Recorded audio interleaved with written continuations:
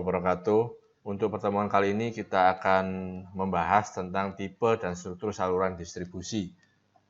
Jadi distribusi sendiri itu kalau secara sederhananya itu adalah penyaluran barang yang mana dari pelaku usaha, produsen atau pelaku usaha kepada para konsumen. Kemudian jenis distribusi, ada distribusi intensif, yaitu distribusi di mana barang itu dapat tersebar luas. Kemudian selektif hanya pada saluran tertentu, ya. Kemudian eksklusif hanya pada terbatas jumlahnya. Ini diantaranya barang-barang mewah. Kalau eksklusif katakanlah pada dealer, ya, dealer mobil, dealer motor. Jadi tidak semua orang bisa mengambil saluran distribusi ini. Berikutnya adalah ada dua, distribusi langsung dan distribusi tidak langsung. Jadi kalau distribusi langsung itu adalah distribusi atau penyaluran barang dari produsen atau pelaku usaha langsung kepada konsumen di mana tinggal. Itu distribusi secara langsung. Dan ini contohnya seperti yang disebutkan di sebelumnya, itu distribusi eksklusif. Ini disebut dengan distribusi langsung karena kalau konsumen beli kepada dealer barang kendaraan bermotor, maka dia bisa langsung diantarkan kepada konsumen melalui rumah. Kemudian ada distribusi tidak langsung. Distribusi tidak langsung ini dia penyaluran barangnya melalui beberapa tahap, ya. Bisa katakanlah sekarang ini kepada dari produsen, pelaku usaha produsen, kemudian kepada distributor kepada agen kepada pedagang besar kepada pedagang kecil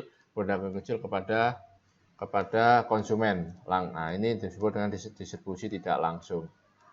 Kemudian macam saluran distribusi. Di sini ada pedagang perantara, ya. Ini adalah pedagang yang membeli suatu barang atau jasa kemudian dijual kembali. Nah, ini adalah pedagang besar. Kemudian ada agen pengusaha, ini ada broker, komisioner, salesman dan sebagainya. Kemudian ada lembaga pelayanan, ya, misalnya biro iklan, pergudangan dan sebagainya. Kemudian mata rantai distribusi, ada yang katakanlah tingkatannya langsung 0, ya. Ada tingkatan 0 ini adalah dari produsen langsung kepada konsumen, ya. Kemudian ada tingkatan 1 atau one level channel, produsen, pengecer, konsumen. Kemudian ada tingkatan 2, produsen, pedagang besar, pengecer, konsumen. Dan ada tingkatan banyak, ya, yang tadi dijelaskan, ada produsen, ada katakanlah ada distributor, ada pedagang besar atau agen, pedagang besar atau agen kepada pengecer ataupun kepada konsumen.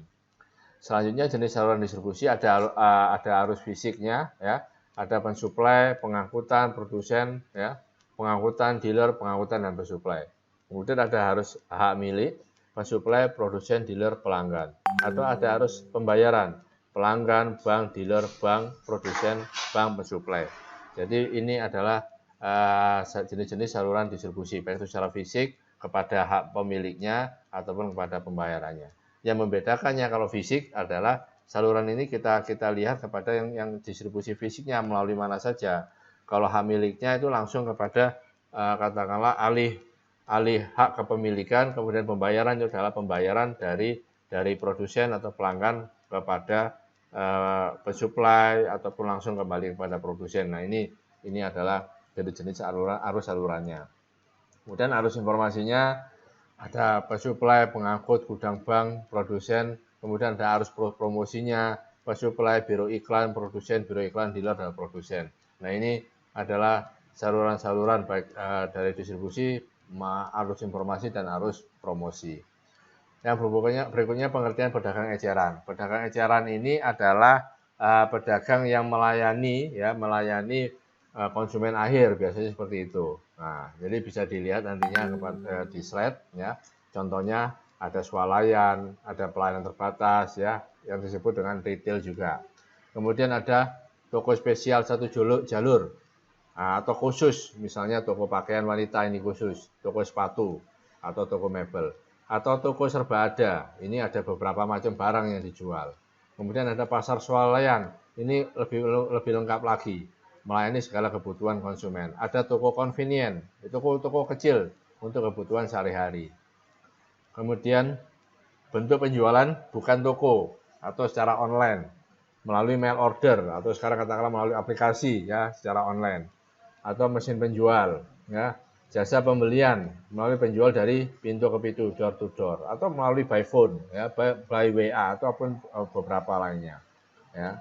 Kemudian ada pengendalian toko, ada toko eceran independen dimiliki satu orang, ini biasanya yang ada di kampung-kampung, ya. Kemudian ada rantai gabungan, toko berantai, ada koperasi konsumen, ya. Ada organisasi franchise organization. Nah, ini contohnya katakanlah Alfamart, Indomart dan sebagainya. Ada konglomerat perdagangan. Nah, pedagang grosir adalah pedagang yang tujuannya adalah untuk menjual kembali barang yang dibelinya. Jenisnya ada grosir pedagang, ada piagang, ada pialang, maklar, ada agen. Kalau grosir pedagang ini dia yang langsung membeli barangnya. Kalau pialang dia bisa jadi tidak membeli barang secara langsung, tapi barang itu belum sampai kepada artinya dia membeli kepada pelaku usaha atau pada produsen, kemudian dia kalau ada orderan atau ada pesanan baru dia akan membeli kepada produsen ataupun katakanlah pelaku usaha tadi, kemudian untuk dijual kepada konsumen pemesannya. Kemudian distribusi fisik di sini adalah tugas perencanaan atau implementasi serta pengawasan terhadap arus fisik barang dari satu tempat untuk memenuhi kebutuhan konsumen untuk memperoleh keuntungan. Aspeknya ada pengiriman atau pengangkutan, ada pergudangan atau penyimpanan, ada penerimaan barang, ada pengemasan dan yang kelima ada pengelolaan pesanan. Nah, itu adalah penjelasan